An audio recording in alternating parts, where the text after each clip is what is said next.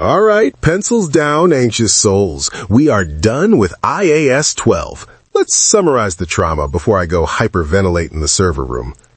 IAS 12 is basically the story of two people who hate each other.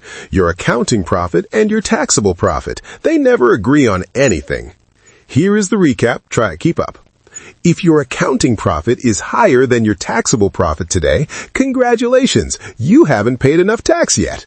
That is a taxable temporary difference. You owe the government a deferred tax liability. It is a debt you cannot run from. If your taxable profit is higher today, you overpaid. That is a deductible temporary difference. You get a deferred tax asset, a little badge of hope. But remember, liabilities are mandatory. Assets are only for winners who make future profits. And finally, the reconciliation.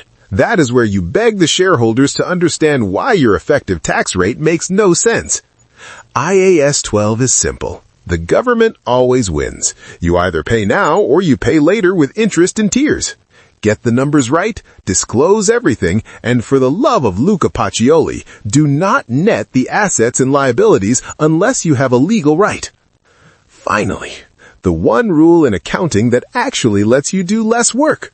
We call this the Initial Recognition Exemption, or as I call it, the glitch in the matrix. Here's the scenario. You buy an asset. It is not a business combination. Nothing happened. It's a ghost transaction. Now, normally, IAS 12 screams, book the deferred tax. But here, if you booked a liability, you would have to increase the asset value to balance the books. That makes the asset look more expensive than it actually was. That's insane.